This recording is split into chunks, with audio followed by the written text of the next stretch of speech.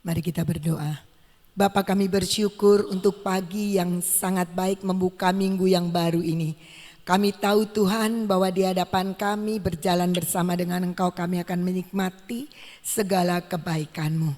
Terima kasih Bapa, biarlah saat ini setelah kami boleh menaikkan pujian dan penyembahan kami, waktunya kami meneduhkan diri kami untuk kami merenungkan firman-Mu. Berbicaralah Engkau kepada kami. Mari Roh Kudus Engkau sendiri yang memberikan dan mengajar kami dengan hikmat, wahyu dan pengertian. Terima kasih Bapa di dalam nama Tuhan Yesus. Amin. Shalom, selamat pagi. Baik saudara-saudara yang ada di tempat ini maupun yang mengikuti streaming. Tadi di dalam deklarasi kita yang nomor 6 dikatakan Tuhan berjanji bahwa tahun ini adalah tahun di mana Tuhan akan memahkotai hidup kita dengan kebaikannya. Dan itu menjadi rema buat saya ya. Bahwa saya percaya apa yang Tuhan beritahukan itu menjadi nyata. Dan saya juga berharap itu juga menjadi nyata buat kehidupan saudara. Nah, dikatakan bahwa Tuhan akan memahkotai kita dengan kebaikannya. Luar biasa sekali janji Tuhan ini dan sangat buat saya sangat sukacita sekali menikmati hidup-hidup hari-hari bersama dengan Tuhan. Tapi seringkali kita merasakan bahwa pergumulan-pergumulan kita itu sepertinya kok jauh dari kebaikan Tuhan. Apalagi kalau enggak sama dengan hati kita sendiri. Rasanya kita kepengen begini kok jadinya begitu. Nah seperti itu. Nah bagaimana sekarang kita bisa hidup sesuai dengan apa yang sudah Tuhan janjikan. Kadang-kadang kita seringkali berpikir gini, gak ada bagian yang kita lakukan tapi Tuhan yang janji. Nah sebuah perjanjian itu biasanya sebuah ikatan antara dua pihak, antara Tuhan dan kita. Jadi ada bagian di mana kita juga harus melakukan apa yang sebaiknya kita lakukan untuk apa yang dijanjikan oleh Tuhan itu terjadi dalam hidup kita. Ketika saya merenungkan ini ada beberapa hal yang menarik yang saya tahu ini mungkin tidak semua hanya sebagian tapi ada 4 poin yang saya ingin kita sama-sama merenungkan.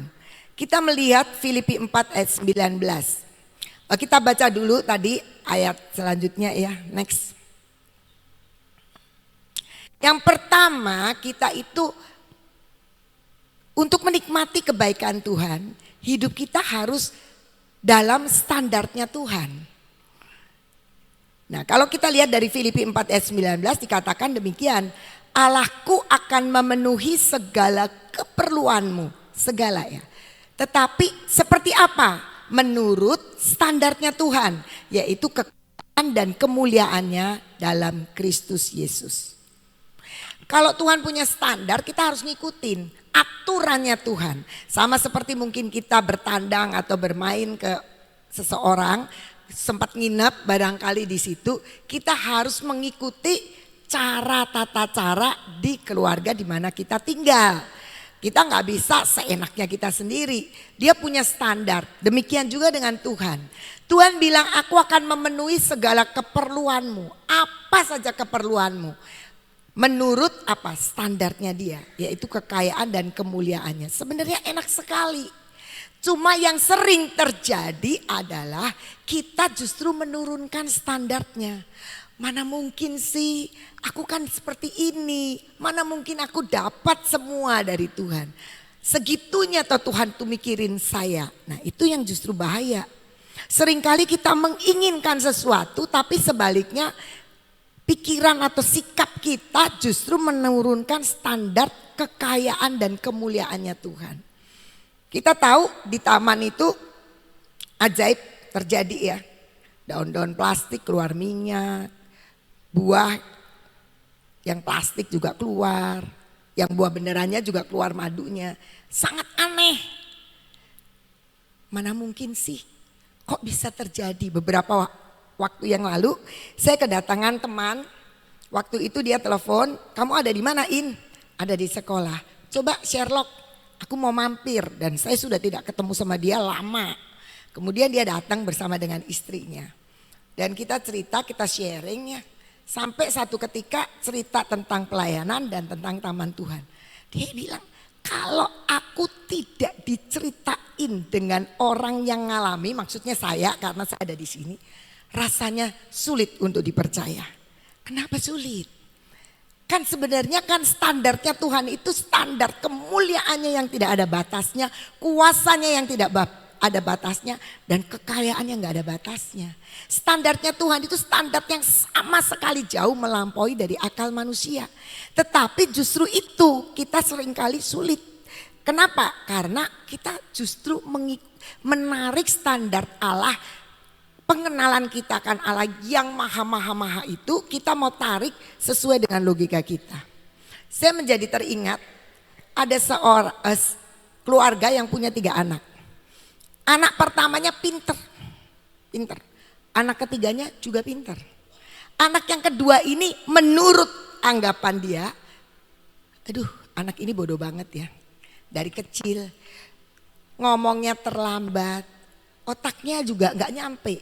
Sehingga pada waktu dia di sekolah dasar, dia disekolahkan di sekolah yang jangan-jangan bapak ibu yang di Cirebon ini gak pernah tahu ada sekolah itu. Tapi saya tahu sekolah itu sekolah yang sangat-sangat tidak terkenal. Waktu itu waktu saya tanya SD kan 6 kelas, muridnya cuma 35. Jadi bisa bayangin sekolah yang mungkin hidup enggak tapi mati juga enggak. Nah disekolahinlah di situ anak ini yang kedua. Karena menurut papa mamanya bodoh banget. Nah kemudian guru kami di Terang Bangsa ada yang ngelesin dia. Anak ini lulus kelas 6. Dia bilang begini, mau lulus nih. Dia bilang gini sama saya, Miss, ini anak kasihan banget. Sekolah itu gak punya SMP, gak ada muridnya gitu. Jadi bagaimana kalau biar masuk di Terang Bangsa aja. Tapi bener loh Miss, bodoh banget.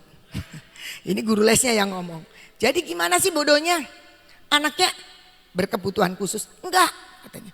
Tapi hari ini diajarin besok lupa. Malam ngapalin besok ulangan gak bisa. Bodoh banget kata si guru ini. Waktu itu saya cuma prinsip gini, masa ada sih Tuhan itu kasih anak bodoh banget.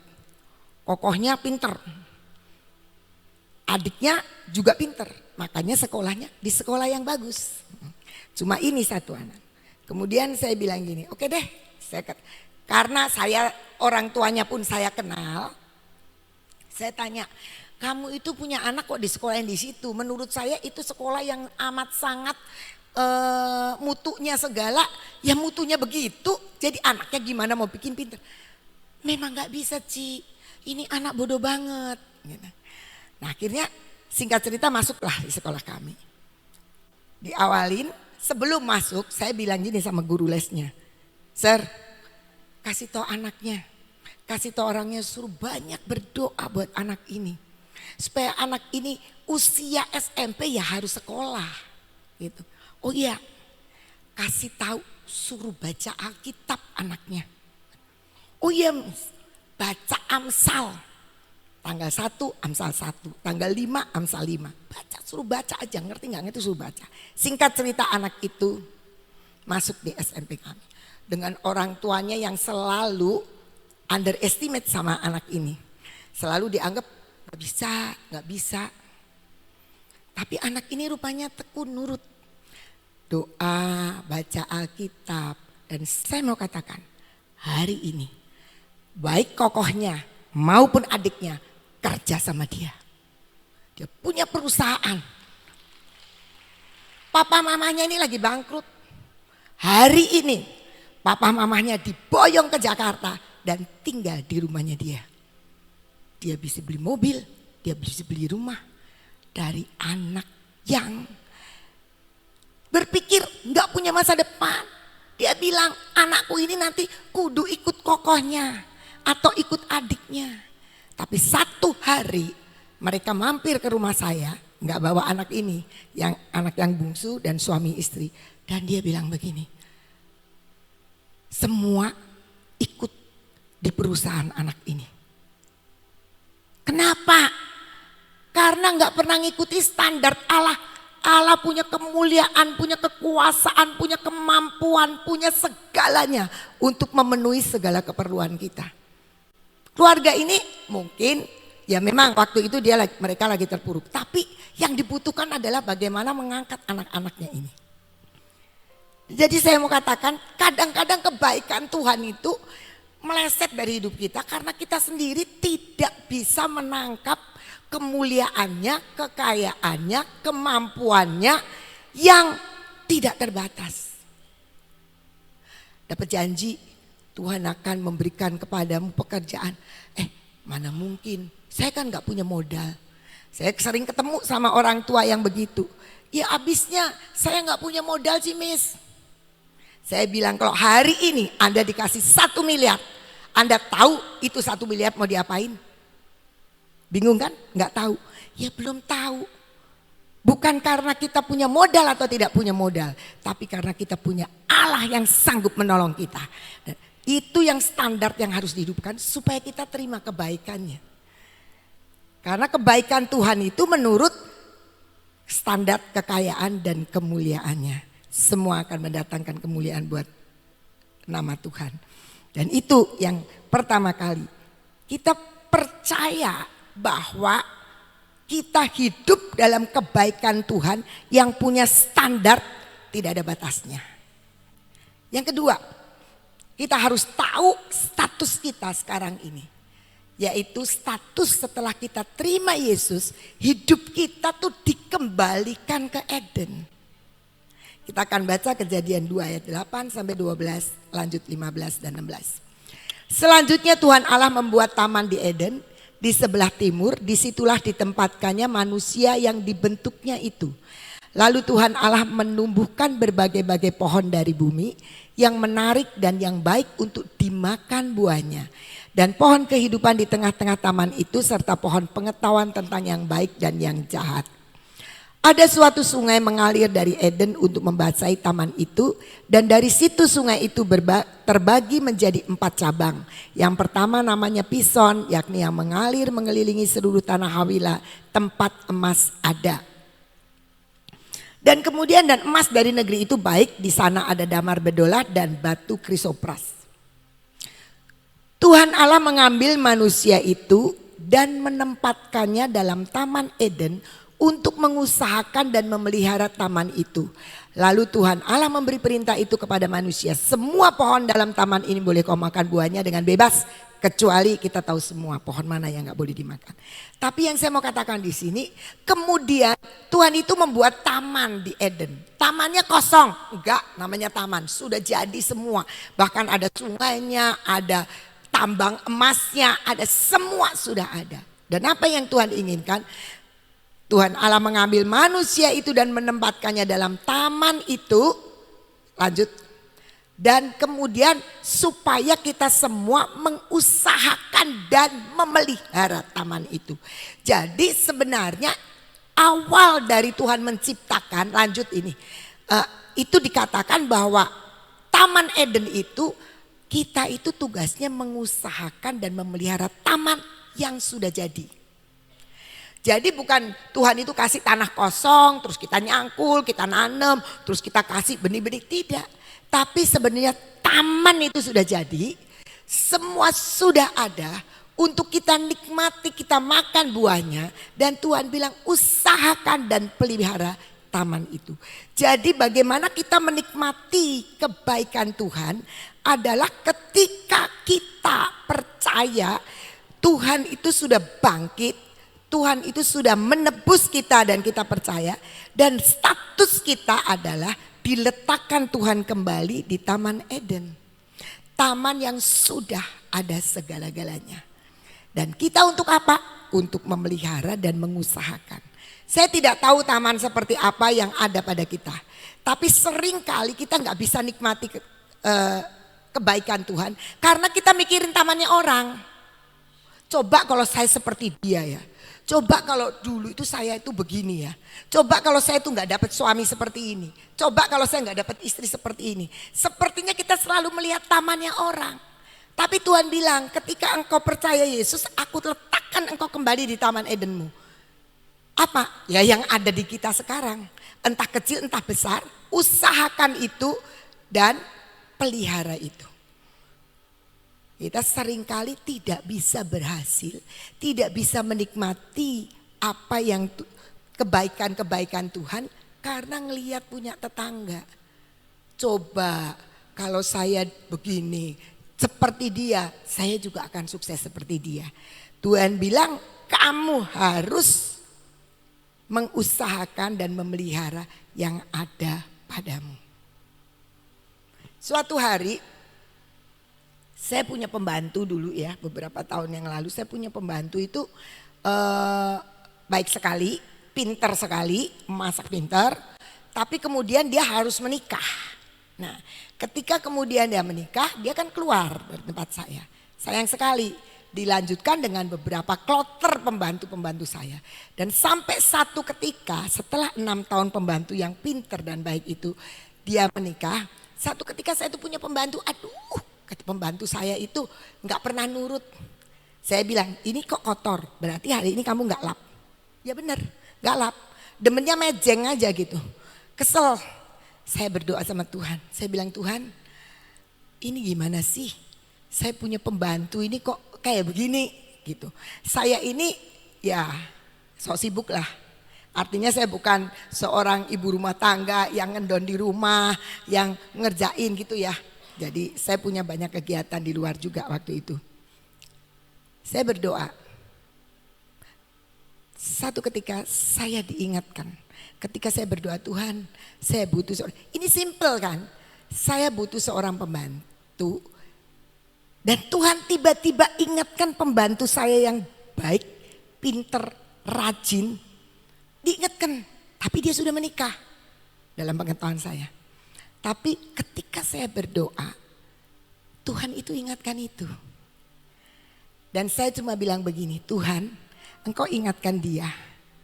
Saya memang pengen punya pembantu seperti dia. Tetapi tentu saja saya tidak mau menceraikan seorang karena dia sudah menikah. Tapi saya tahu Tuhan itu selalu memberi yang terbaik. Karena saya hidup di Taman Edennya saya. Kasih pembantu seperti apapun, pasti Tuhan sediakan yang terbaik. Tapi saya berdoa karena diingatkan pembantu itu, saya berdoa untuk dia. Tuhan, diberkati Tuhan. Aku pengen yang seperti dia, tapi dia sudah menikah, aku tidak mau menceraikan dia. Itu saya doa hari Jumat. Dengan apa yang kita ada Tuhan ingatkan, kita bawa kepada Tuhan karena kita tahu kita tinggal mengusahakan dan memelihara apa yang ada pada kita. Jangan pikiran jahat. Hari Jumat, hari Minggu saya pergi ke gereja pagi jam 6, setengah 8 saya pulang ke rumah. Di depan rumah saya sudah ada pembantu saya yang 6 tahun yang lalu itu yang saya doakan. Saya kaget, dia lagi mau ngebel. Jadi saya turun dari mobil, saya buka jendela, enggak turun. Saya buka jendela, saya bilang begini, loh kok kamu ada di sini? Gitu. Iya Bu, saya mau kerja lagi sama ibu. Saya mau nanya, ya sudahlah masukin dulu mobil. Suami saya masukin mobil, saya turun, saya tanya, suami kamu gimana? Kata saya gitu. Bu, saya itu sudah bercerai. Saya sudah bercerai dan saya kepingin kerja di sini. Saya mau kasih tahu saudara-saudara, ketika kita memelihara apa yang ada di dalam hidup kita, nggak usah neko-neko. Tuhan itu akan kirimkan kebaikannya, kemurahannya tanpa kita ngerti. Dan selanjutnya dia bekerja di tempat saya lebih dari 20 tahun kemudian. Sampai 20 lebih. Semua yang angkatan-angkatan lama pasti kenal dia. Karena semua menikmati masakannya yang enak. Saya mau katakan di sini, kita tuh statusnya sudah kembali ke Eden. Jadi kita udah gak pakai kepala jadi kaki, kaki jadi kepala. Tapi yang ada adalah memelihara apa yang sedang Tuhan percayakan kepada kita saat ini. Mungkin kecil, lakukan. Mungkin besar, kita kerjakan. Semua dalam keadaan benar-benar mengerti apa yang Tuhan mau. Kita adalah orang-orang yang sudah mati dan bangkit karena Tuhan. Saat itu juga kita sudah punya akses hidup kembali ke Eden. Jadi tugasnya memelihara apa yang ada di tangan kita saat ini. Mungkin kecil, nggak apa-apa, kerjakan. Mungkin besar, bersyukur dan kita juga kerjakan dengan tanggung jawab. Jangan suka melupakan atau teledor dengan apa yang Tuhan percayakan dalam hidup kita. Selanjutnya yang ketiga, yang kedua kita statusnya kembali ke Eden. Yang ketiga, Tuhan itu ingin kita itu punya cita-cita. Kita punya mimpi, kita punya imajinasi. Markus 11 ayat 24 mengatakan, karena itu aku berkata, ini Yesus sendiri yang berbicara kepadamu, apa saja yang kamu minta dan doakan, percayalah bahwa kamu telah menerimanya. Maka hal itu akan diberikan kepadamu. Jadi Tuhan inginkan ketika kita berdoa, kita langsung percaya kita sudah terima. Sehingga ketika kita terima, pasti ucapan syukur yang naik di hadapan Tuhan. Saya percaya sekali Tuhan itu sangat suka dengan impian-impian kita. Tentunya impian yang Tuhan taruh dalam hidup kita. Kita punya imajinasi, punya impian. Tuhan bilang, kalau kamu minta apa saja yang kamu minta, langsung kamu percaya bahwa itu sudah saya terima. Seperti itu. Dan saya mempraktekkan beberapa waktu yang lalu, saya punya seorang pembantu. Ini pembantu, cerita pembantu terus ya. Pembantu saya yang sudah bekerja di tempat saya itu mungkin sekitar 6 tahun. Pembantu ini sudah cukup usianya. Pembantu ini udah hampir 60 lah. Tapi dia kuat sekali. Rajin, kuat, luar biasa. Cuma dia punya kelemahan. Karakter kurang gitu bagus. Dia selalu memusuhi teman-teman. Termasuk karyawan saya juga. Dimusuhi. Kerjanya memusuhi tapi dia itu punya sikap. Kalau dia ngerjakan sesuatu dia pamer sama saya. Saya pikir gampang. Kalau pamer kan tinggal saya bilang good job. Waduh terima kasih Mbak, katanya kamu hebat sekali. Dia udah seneng. Tambah rajin dia kerjanya. Nah itu jurus-jurus saya. Itu. Tapi kejelekannya dia itu selalu iri dan selalu ngusilin karyawan saya, pembantu saya itu, yang lain nih temennya nih diusilin. Nah itu yang sering kali saya nasihati, saya ngomongin, saya kasih firman karena dia bukan orang Kristen sih, tapi saya suka ngomong di Alkitab saya tertulis begini, maksud saya supaya dia lebih mengerti gitu ya. Satu hari dia itu, jadi ini terjadi yang kedua kali, pernah terjadi seperti itu juga. Satu hari dia memfitnah salah satu pembantu saya yang sangat baik, yang pintar juga tapi masih muda gitu. Nah dia kan suka begitu, ngomporin yang satu ceritain sana, ngomporin yang ini ceritain sana, itu sifat dia. Dan saya sering kali memisahkan, udah kamu jangan ngurusin di tempat roti, jangan gitu. Tapi dia selalu begitu. Dan itu kejadian berulang-ulang sampai sesuatu ketika dia memfitnah. Sehingga pembantu saya yang cukup pintar ini, dia bilang begini, Bu, saya pulang aja deh Bu. Kata saya. Kenapa? Lama-lama saya udah gak tahan lu sama Mbak, katanya. Lu kenapa? Kamu kan kerja sama saya. Iya tapi gak tahan, dia udah memfitnah saya, katanya. Karena ini sudah tunangan ya. Katanya saya tuh ngerebut suaminya orang. Lah kamu sih dengar dari mana? Kamu kan cuma menyangka aja. Direkam. Jadi rupanya si temennya yang diceritain fitnahannya ini merekam omongannya. Dikirim ke dia ya karena sama-sama suka musuhan begitu ya. Singkat cerita saya bilang waduh bener ya rekamannya dikirim ke saya. Bener. Jadi saya tuh bilang begini, ya udah kamu gak usah keluar deh. Saya nanti nasihati. Saya pulang dari sekolah sekitar jam 10 supaya tidak ada yang tahu. Karena jam 10 itu tidak sangka saya ada di rumah. Saya datang, saya panggil di kamar, saya tanyain dia. Terus saya bilang gak boleh begitu Mbak. Ya awalnya dia menghindar tapi karena ada rekaman saya bilang sama dia gitu.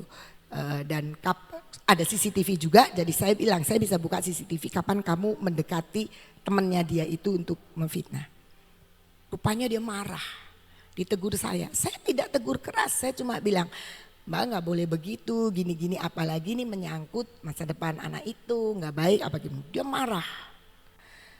Waktu itu saya mau pelayanan hari Minggu, dia tiba-tiba pagi dia bilang gini, saya mau pulang. Oh pulang, wah dia menghayal deh, katanya ada keperluan apa-apa. Saya bilang, Mbak balik lagi kapan? Ya semaunya saya. Saya kan udah jengkel ya sama dia. Oke, kalau begitu begini aja. Saya tunggu 4 hari karena dia tuh udah nggak punya keluarga, karena dia tidak menikah memang. Jadi dia tuh nggak punya keluarga. Kapan itu sekian tahun yang lalu dia pernah, saya mau pulang 2 minggu capek, ya udah pulang 2 minggu nih. Tapi ternyata 4 hari dia datang dan dia bilang sudah nggak punya temen, nggak punya keluarga, jadi saya nyaman di sini. Dan dia tidak pernah pulang. Lebaran pun dia ada. Kalau saya ke Jakarta saya bawa dia gitu. Nah, dia bilang gini, ya nanti semaunya saya, sekarapnya saya. Saya agak jengkel. Apalagi waktu itu saya sudah mau dijemput Kris mau pelayanan. Jadi saya tuh bilang begini, udah Mbak saya tunggu 4 hari ya. Kalau lebih dari 4 hari Mbak tidak datang, saya cari orang lain. Udah, dan dia pulang itu nggak ada yang dipamitin, pulang aja. Anak saya nggak dipamitin, mantu saya nggak dipamitin, semua pokoknya kesel lah, bikin kesel.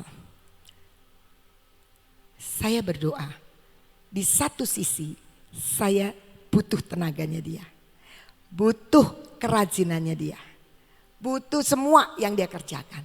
Tapi di satu sisi jengkel juga. Cuma saya tahu saya harus berdoa minta pembantu dan saya mengimajinasikan pembantu yang lebih baik dari dia. Dan saya berdoa begini, Tuhan Engkau punya langit dan bumi, Engkau tahu saya butuh pembantu. Engkau tahu saya tidak bisa menghandle rumah saya sendiri. Walaupun ada satu lagi pembantu, nggak cukup kata saya gitu.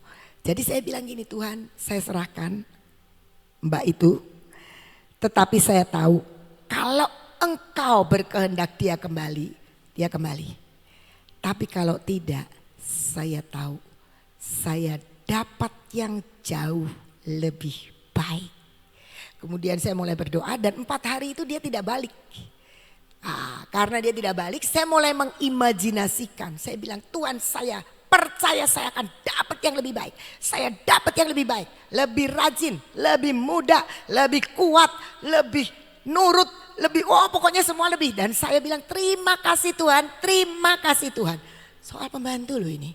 Tapi saya bilang terima kasih Tuhan karena saya lebih baik. Tiba-tiba datanglah bekas pembantu mami saya di Jakarta. Dia datang, mampir. Saya cerita. Terus suaminya ini dengar langsung keluar. Nggak tahulah pasang status kali ya, dibutuhkan begini-begini. Dan hari ini saya punya pembantu yang jauh lebih baik. Lebih sabar, lebih bisa kerjasama, lebih rajin, lebih bersih, lebih ngerti banyak hal.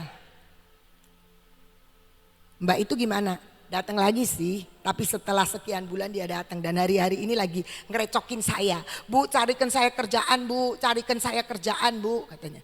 Sulit mencarikan pekerjaan buat dia, umur sudah hampir 60, dikerja di mana? Ya kan sulit, tetapi yang saya mau katakan di sini, mari kita berdoa sambil mempercayai Tuhan mendengar doa saya. Saya tidak mengatakan yang macam-macam, permintaan saya adalah saya tahu Tuhan bisa memberikan yang lebih baik. Dan itu saya percayai dan itu saya alami begitu banyak hal. Saya butuh guru, ketika ada guru yang keluar saya tahu saya akan diganti dengan yang lebih baik. Terjadi. Tuhan bawa pulang seorang guru yang baik dan kemudian saya bilang Tuhan kalau itu engkau bawa pulang pasti aku akan dapat yang tepat dan lebih baik. Dan Tuhan berikan. Saya percaya saudara, kita itu punya akses untuk menerima ketika kita mempercayai dan berani mengimajinasikan apa yang kita minta. Karena kadang-kadang banyak orang minta tanpa kalau ditanya nggak ngerti juga yang diminta apa. Tapi Tuhan mau kita percaya dengan apa yang kita minta. Makanya kalau minta juga hati-hati. Tapi saya percaya itu yang Tuhan inginkan dalam hidup kita. Yang keempat, yang terakhir. Di dalam Amsal 10 ayat 6. Berkat ada di atas kepala orang benar. Berkat ada di atas kepala orang benar. Bagaimana kita bisa menikmati kebaikan Tuhan. Kebaikan Tuhan itu pasti berupa berkat. Entah pembentukan yang ujungnya juga berkat. Tapi semua kebaikan Tuhan itu mendatangkan kebaikan buat hidup kita. Di atas kepala orang benar. Ketika Tuhan mau mengirimkan kebaikannya, dia harus melihat landasan yang tepat untuk landing.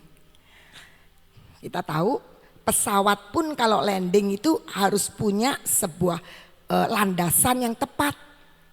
Landasan yang pas. Landasan sesuai dengan besarnya pesawat itu. Jadi kita juga seperti itu. Dan landasan yang Tuhan inginkan adalah kehidupan kita yang benar. Jadi kita harus membangun sebuah kehidupan yang benar.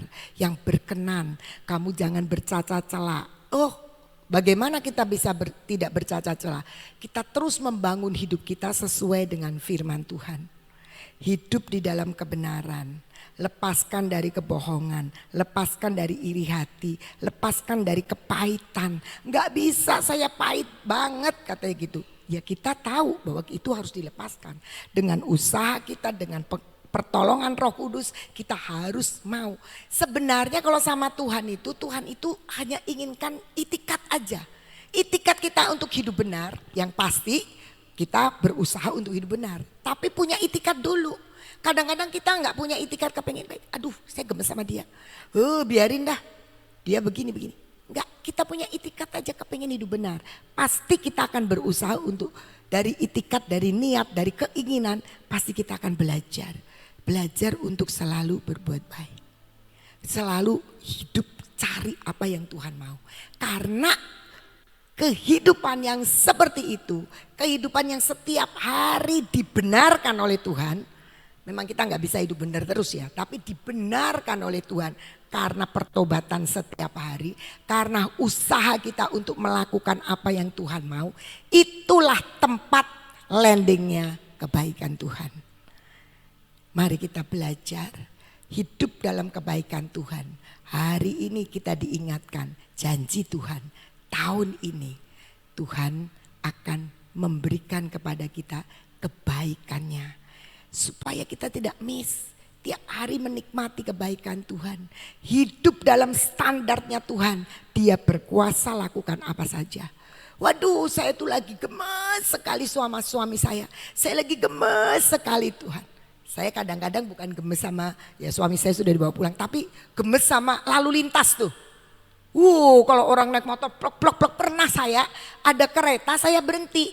Mobil saya ini berhenti. Ada motor neleweng-neleweng begitu kena mobil saya. Dia tuh yang nyenggol. Tapi dia ngeliatin saya, nuding-nuding saya. Dalam hati mobil saya berhenti, kamu yang nyenggol. Kan manusia itu memang suka aneh. Tapi seringkali kita kan jadi jengkel. Kita marah sendiri. Ini orang aneh sekali. Kan kamu yang nyenggol mobil saya, mestinya saya yang marah. Tapi saya belajar untuk begini. Ya Tuhan, terima kasih ya Tuhan. Saya kan naik mobil, dia kan naik motor. Bahagia siapa? Bahagia yang naik mobil dong. Nah, mindsetnya aja yang diubah. Supaya kita tetap berusaha untuk tidak marah, tidak kesal. Terlalu banyak lingkungan kita bisa mengesalkan kita, bisa menjengkelkan kita. Tapi mari kita lihat bahwa ada sebuah kebaikan Tuhan yang tersedia bagi orang yang punya kerinduan untuk hidup benar. Hidup dalam standar Allah yang sanggup mengubah hidup kita. Yang sanggup untuk menyatakan kebaikannya dengan kemahakuasaannya. Dengan kemahabaiknya. Dengan kemahamurahnya. Dengan semua yang maha. Dan kita harus tahu status kita kembali ke Eden. Hidup kita hanya mengusahakan apa yang sekarang ada di tangan kita. Jangan cari yang tidak ada. Karena Tuhan mau kita memelihara. Yang tidak ada gak datang, pasti datang. ketika kita next level, kita akan terima semua kebaikan Tuhan yang lebih dan lebih lagi. Mari kita bermimpi dan berimajinasi untuk setiap pergumulan kita yang kita doakan. Dan kita jangan berimajinasi masalah kita, tapi berimajinasi dengan kerinduan kita yang kita bawa di hadapan Tuhan. Percaya kita sudah menerima. Kalau kita percaya, kita minta dan kita sudah menerima, artinya kita tahu Tuhan itu baik dan sangat baik. Hidup kita hanya mengucap syukur. Pak Yusak selalu mengingatkan, ucap syukur, ucap syukur. Kenapa? Karena pengucapan syukur kita itu sebenarnya sedang membawa kita kepada sebuah persetujuan kita dengan Tuhan. Dan orang benar menjadi tempat berpijaknya berkat dan kebaikan Tuhan. Itu yang saya renungkan dengan apa yang kita saat ini mendapat janji Tuhan. Bahwa Tuhan memahkotai hidup kita dengan kebaikannya. Tuhan Yesus memberkati. Setiap orang sangat merindukan untuk dimahkotai dengan kebaikan Tuhan. Betul kan? Gak ada orang mengatakan aku gak maulah.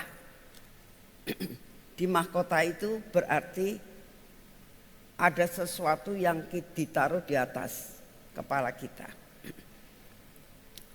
Di atas kepala kita ada kebaikan Tuhan.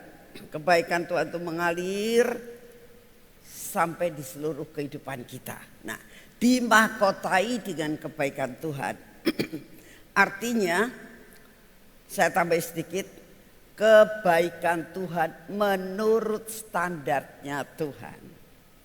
Karena apa yang Tuhan katakan ini baik nak, belum tentu buat kita itu baik.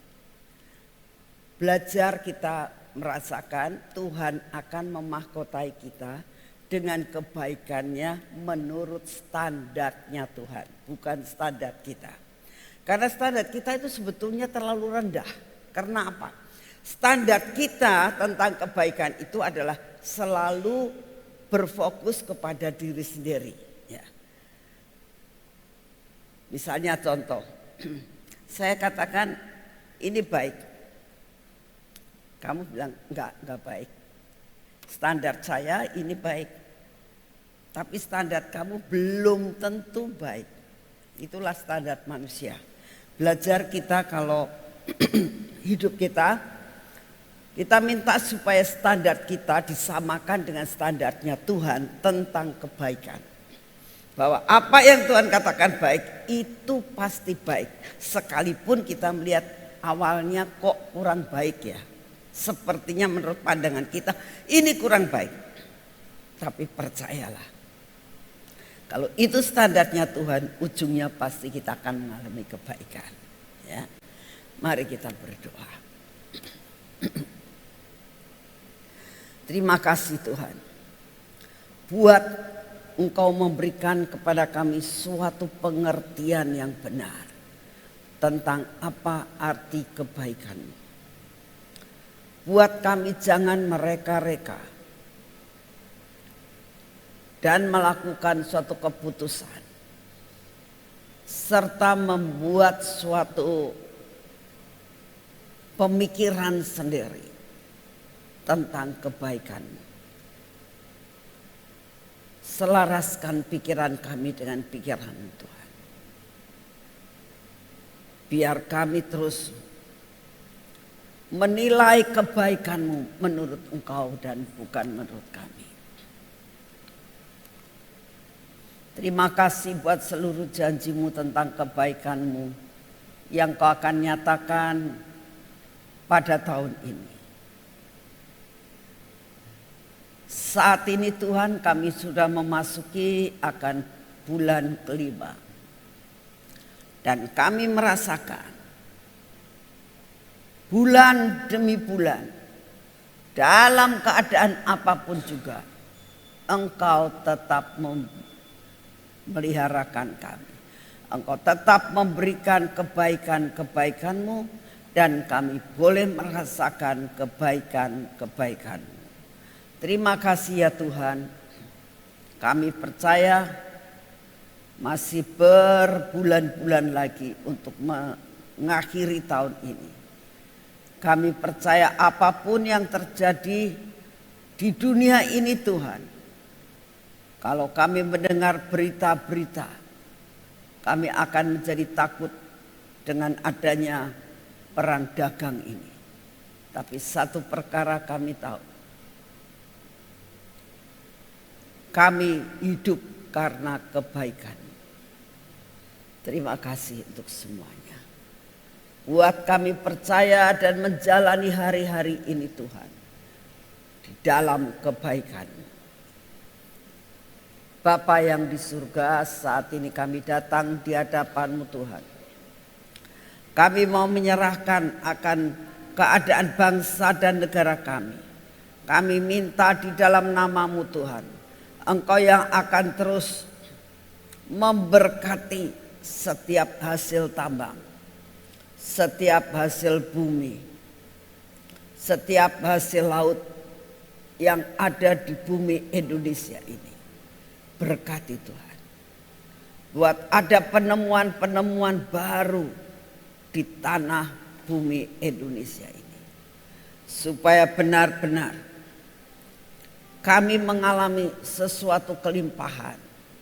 Karena Engkau katakan tahun ini adalah tahun kebaikan dan kenikmatan. Terima kasih ya Tuhan, Kau memberkati setiap hasil-hasil yang ada. Kalau kami melihat akan hasil buah-buahan yang ada di Indonesia Tuhan, kami mengucap syukur untuk hasil panen yang luar biasa itu. Terus Tuhan Kau memberkati, sehingga kami tidak akan kekurangan sekalipun pada masa resesi. Terima kasih untuk semuanya. Kami mengucap syukur untuk suburnya akan tanah Indonesia. Berkati Tuhan, berkati. Saat ini kami datang di hadapan-Mu. Kami juga berdoa untuk keadaan politik di dalam negara kami. Tuhan, kami tidak bisa ikut campur di dalam politik negara kami. Tapi kami minta di dalam nama-Mu, Engkau ikut campur di dalam keadaan seluruh keputusan-keputusan yang diputuskan Bapak Presiden, Wakil Presiden, DPR maupun seluruh peraturan-peraturan yang ada. Batalkan Tuhan apabila ada peraturan-peraturan atau keputusan-keputusan yang tidak pas di hati-Mu. Kami minta Kau turut campur demi karena Engkau mengasihi kami. Karena banyak anak-anak-Mu yang sungguh-sungguh dan menjadi pendoa buat bangsa ini. Biar keputusan apapun yang bukan daripada-Mu dan tidak membawa kebaikan buat bangsa ini, kami minta Kau batalkan Tuhan. Kau punya 1001 jalan untuk membatalkannya. Terima kasih untuk kasih setia-Mu. Kami percaya Tuhan, Engkau terus akan ikut campur tangan dalam perkara ini. Terima kasih karena Kau sungguh amat sangat baik. Bapa, kami datang di hadapan-Mu saat ini. Kami terus berdoa Tuhan untuk bencana alam. Kami benar-benar mempersembahkan bencana alam ini ke dalam tangan-Mu. Karena Engkau yang berdaulat atas bangsa ini. Tolong Tuhan, biarlah apa yang bakal terjadi tidak akan membinasakan dan menghancurkan negara Indonesia ini. Dimanapun juga anak-anak-Mu berada, kami berdoa Kau luputkan Tuhan dari segala malapetaka ini. Terima kasih untuk semuanya. Segala pujian, hormat, syukur kami naikkan di hadapan-Mu. Saat ini kami minta kekuatan baru, kesehatan yang daripada-Mu. Terima kasih untuk semuanya. Dalam nama Tuhan Yesus. Mari kita masuk dalam pengurapan.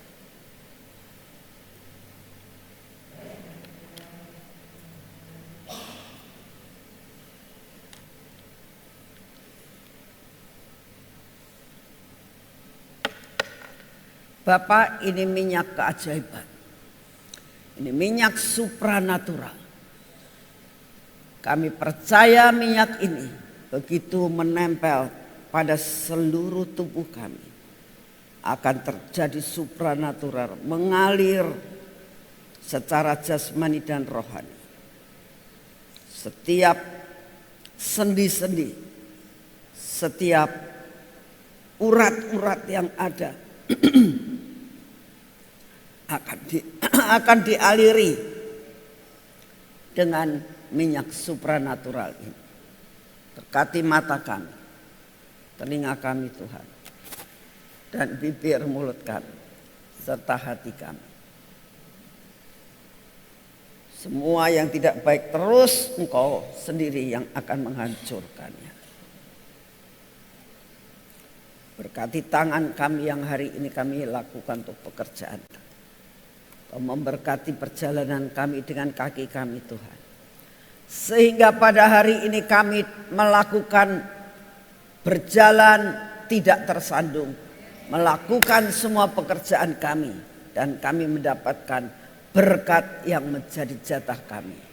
Di dalam nama Tuhan Yesus. Amin. Selamat pagi, Tuhan memberkati saudara semuanya.